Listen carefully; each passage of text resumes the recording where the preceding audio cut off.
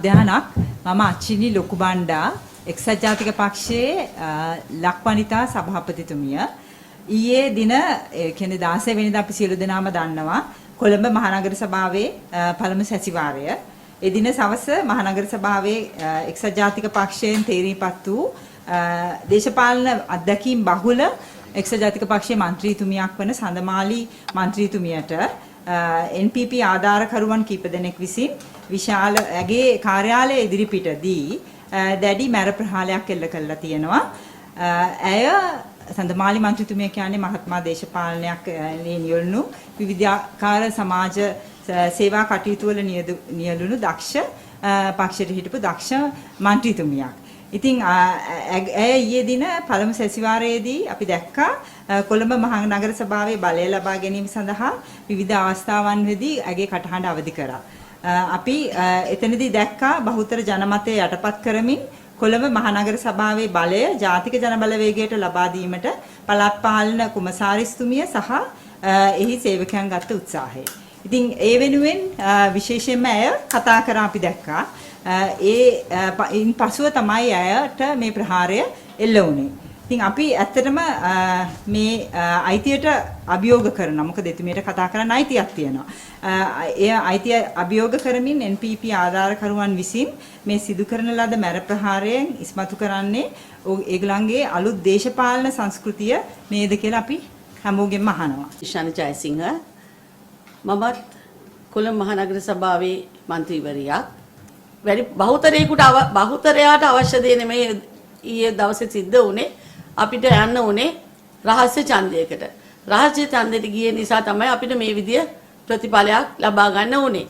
නමුත් ඉතින් ඒ අවස්ථාවේදී ජාතික ජන බලවේගයේ අපේක්ෂිකාව තමයි නගරාධිපතිනි වශයෙන් තෝරාපත් කරගත්තේ ඡන්ද 61කින්. ඒක පස්සේ සඳමාලි മന്ത്രിතුමිය තමයි ඇය නියෝජනය කරේ උතුරු කොළඹ ආසනයේ කොළඹ මහනගර සභාවට තේරීපත් වුණ එක්සත් ජාතික පක්ෂයෙන් තේරීපත් වෙන එකම മന്ത്രിවරිය. ඇයව පිළිගන්න ඇයට ඡන්දය දුන් ඇගේ ඡන්දදායකින් ඔක්කොම ඒ අවස්ථාවේ එතනට පැමිණලා තියා. බොහෝ පිරිසක් පැමුණුණා. ඇයට මල් අරගෙන ඇවිදින් ඇයව පිළිගනු ලැබුණා. මල් මාල දාලා මල් දීලා ඒගොල්ලෝගේ සතුට ප්‍රකාශ කළා ඒ අවස්ථාවේදී. එයාත් බොහොම සතුටින් තමයි ගියේ. නමුත් පස්සේ තමයි දැනගන්න ලැබුණේ ඇය කාර්යාලයට ගියාට පස්සේ ඇයගේ කාර්යාල අසදී බීමත්ව පැමිණ මේ ජාතික ජන බලවේගයට ඒ සම්බන්ධ පුද්ගලෙක් තමයි ඇයට මේ විදියට ඇයට ඉතාමත්ම පහත් අන්දමට බරපතල තුවාල ඇති වෙන විදියට ඇයට පහර දීලා ඇය රෝහල් ගත වෙලා තියෙනවා. දැනටත් ඇය ජාතික රෝහලේ හදිසි අනුසුරු වාට්ටුවේ ප්‍රතිකාර ලැබමින් ඉන්නවා. අපිට මේ ගැන හරිම දුකයි. මහනගර සභාවේ මාජන නියෝජිතවරිය හර්ෂණී සඳරුවනි මෙතන අපි මාධ්‍ය සාකච්ඡාවට කැඳවපු අනෙකුත් മന്ത്രിවරියන් පැහැදිලි කරා කොළඹ නගර සභාවේ සඳමාලි മന്ത്രിතුමියට පත්වෙච්ච හිංසනය සම්බන්ධයෙන්. ඒ නිසා මම ඒ ගැන කතා කරන්න කැමති නෑ. හැබැයි මට කියන්න තියෙන්නේ මේ දැන් වන තෙක් සඳමාලි മന്ത്രിතුමියට පහර දීම සිදු කරපු පුජ්‍යලයව නීතියේ රැහැනට අත්අඩංගුවට ගැනීමක් සිදු කර නැහැ. එතකොට මේ තියෙන්නේ ජාතික ජනබලවේගයේ ආණ්ඩුව. මේගොල්ලෝ ආණ්ඩු බලය ගත්තේ ප්‍රජාතන්ත්‍රවාදය සුරකින්නවයි කියලා. විශේෂයෙන් මේ රටේ අතිශය බෞතරයේ ඉන්නේ කාන්තාවෝ. ඡන්දදායකයන්ගෙනුත් සාතිශය බෞතරය කාන්තාවක්. එතකොට මේ රටේ අගමැතිතුමිය කාන්තාවක්. කාන්තා ළමා කටයුතු ඇමතිනියක් සිටිනවා. ඇයි මේ සම්බන්ධයෙන් නියාඩ කියන ප්‍රශ්නය තමයි අපිට තියෙන්නේ. මොකද වෙනත් පක්ෂයක කාන්තාවක් නියෝජනය කරත් ඇය කොළඹ මහනගර සභාවේ මේ රටේ සෑම කෙනෙකුටම ප්‍රජාතන්ත්‍රවාදී අයිතිය තියෙනවා. කතා කිරීමේ භාෂණයේ නිදහස තිබිය යුතුයි. එතකොට මේ අනුර කුමාර දිසානායක ඇතුළු ආණ්ඩුව සිදු කරන්නේ භාෂණයේ නිදහස අවෛර කිරීමක් නෙමෙයිද කියලා අපිට ප්‍රශ්නයක් තියෙනවා. නැවත අපි මේ ගමන් කරන්නේ 1988 89 යුගයකටද.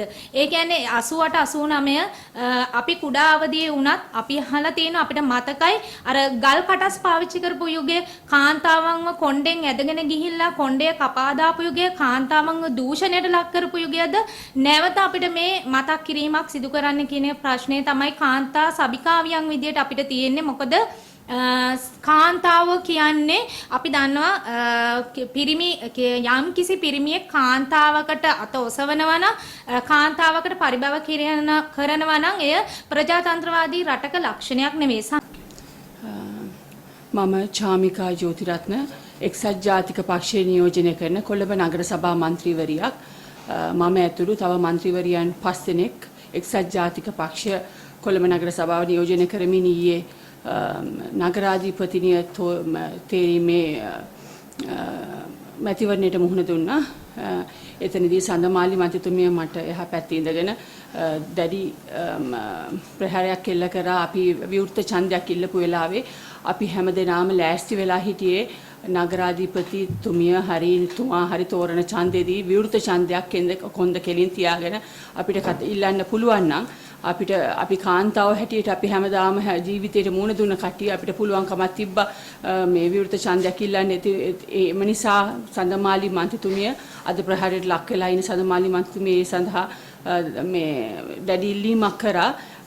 අපි හැමෝ දෙනාම ලෑස්ති වෙලා හිටිය විවෘත ඡන්දයකට මුණ දීලා ඒ විවෘත ඡන්දයෙන් ලැබෙන ජයග්‍රහණය හෝ පරාජය බාරගෙන ඉදිරියට යන්න. ඒ වුණාට අපිට ඒ අවස්ථාව ලැබුණ නැහැ.